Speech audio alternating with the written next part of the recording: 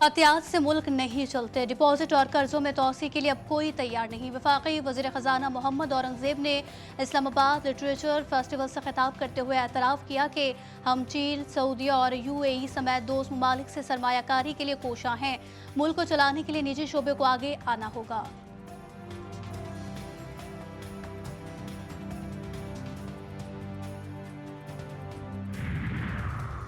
رات 11 بجے کے بعد ہیوی ٹریفک کو لاہور میں داخلے کی اجازت ہے۔ اس موقع باعث بننے والی ان گاڑیوں کے خلاف فوری ایکشن لینا ضروری ہے۔ لاہور ہائی کورٹ کا اس موقع تدارک کیس کی آج کی سماعت کا تحریری حکم جاری۔ فٹنس سرٹیفکیٹ نہ رکھنے والی گاڑیوں کو سڑکوں پر نہ آنے دیا جائے۔ 2 ہفتوں کے لیے اتوار کو ہر قسم کی کاروباری سرگرمی پر مکمل پابندی عائد کی جائے۔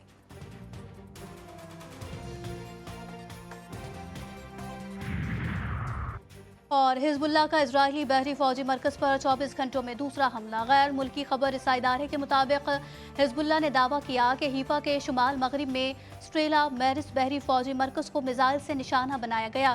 حیفا کے جنوب مشرق میں واقع رمت ڈیوڈ ایئر بیس پر بھی میزائل سے حملے کرنے کا دعویٰ کیا ہے۔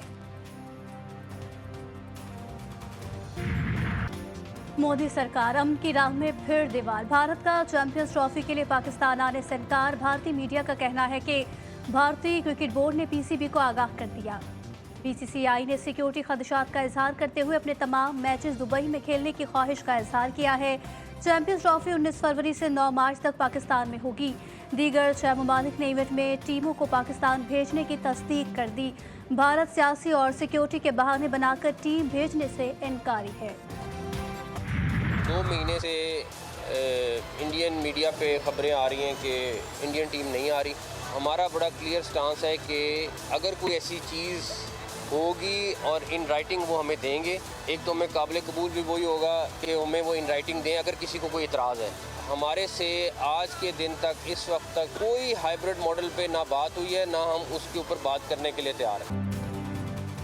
بھارت نہیں آنا چاہتا تو لکھ کر دے دے۔ پاکستان نے ہمیشہ خیر سگالی کا مظاہرہ کیا۔ Chairman Pakistan cricket board Mohsin Naqvi کا بھارتی میڈیا کی خبر پر رد عمل۔ کہا بھارتی کرکٹ بورڈ نے تحریری طور پر آگاہ نہیں کیا، آج بھی چاہتے ہیں کہ کرکٹ سیاست سے پاک ہو۔ 2 ماہ سے بھارتی میڈیا پر خبریں چل رہی تھیں کہ بھارتی ٹیم پاکستان نہیں آ رہی۔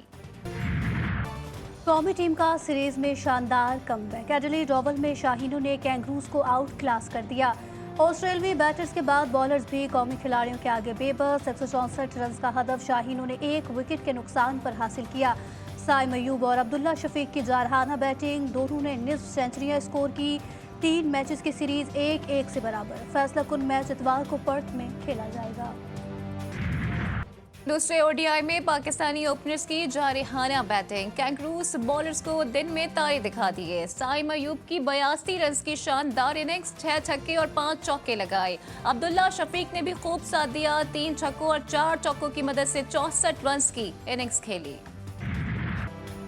قومی پیسرز کی خطرناک بالنگ، آسٹریلوی بیٹنگ لائن کا شرازہ بکھر گیا۔ 35 اوورز میں 163 رنز بنا کر پویلین چلتی بنی۔ حارث رؤف کی شاندار بالنگ 5 کھلاڑیوں کا شکار کیا۔ شاہین شاہ افریدی نے 3، نسیم شاہ اور حسنین نے 1-1 وکٹ حاصل کی۔ کپتان محمد رضوان بھی کسی سے پیچھے نہ رہے، وکٹ کے پیچھے 6 کیچ پکڑے۔ بجلی تقسیم کار کمپنیوں کی نیپرا قوانین کی خلاف ورزیوں کے چشم کشا انکشافات۔ کمپنیاں کم وولٹیج، غیر اعلانیہ لوڈ شیڈنگ اور فنڈز کے غلط استعمال کی مرتکب قرار۔ نیپرا کی دستاویز کے مطابق ڈسکوز کی جانب سے نیپرا کو غلط ڈیٹا فراہم کیا جاتا رہا۔ سرکاری اور نجی شعبے کے پاور پلانٹس کم صلاحیت پر چلائے گئے۔ بارشوں میں کرنٹ لگنے سے ہلاکتوں پر بھی کمپنیاں قصوروار۔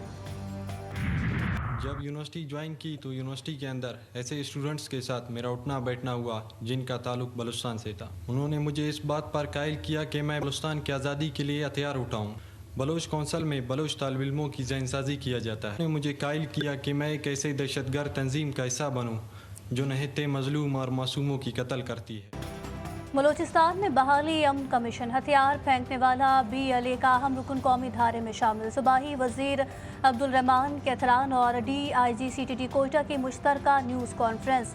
हथियार डालने वाले तलत अजीज का कहना है कि पंजाब यूनिवर्सिटी में बलोच काउंसिल तलबा की जहन साजी में मुलविस है। BLA के दहशतगर्द बलोच कौम को गुमराह कर रहे हैं। कहते हैं उनकी दुश्मनी पंजाबियों से है।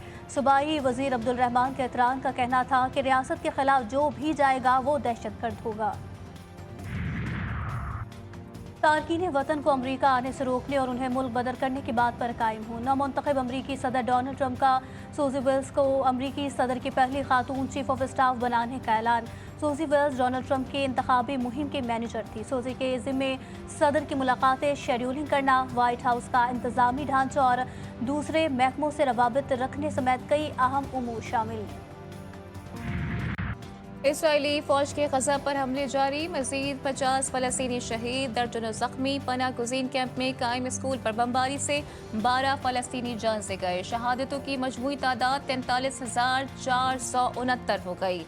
इसराइली फौज का शुमाली गजा का मुसलसल मुहासरा 1500 फलस्तीनियों को शहीद कर दिया गया। इस्लामी ताउन तंजीम की ईरान के खिलाफ इसराइली जारियत की मजम्मत। OIC ने कहा कि इसराइली हमला ईरानी खुद मुख्तारी की संगीन खिलाफ वर्जी है। मुतासरा मुल्क को बैनुल-अक़वामी कानून और अक़वाम मुत्तहिदा के चार्टर के मुताबिक अपनी खुद मुख्तारी, इलाकाई सालमियत और सलामती के तहफ़्फ़ुज़ का हक हासिल है। नीदरलैंड के दारुल हुकूमत में फुटबॉल मैच के बाद फ़लस्तीनी परचम की तौहीन, फ़लस्तीनी हामी बिफर गए। मारपीट में 11 इजरायली जख्मी। एम्स्टरडैम मैदान कई घंटे मैदान जंग बना रहा। पुलिस ने 62 अफराद को गिरफ्तार कर लिया।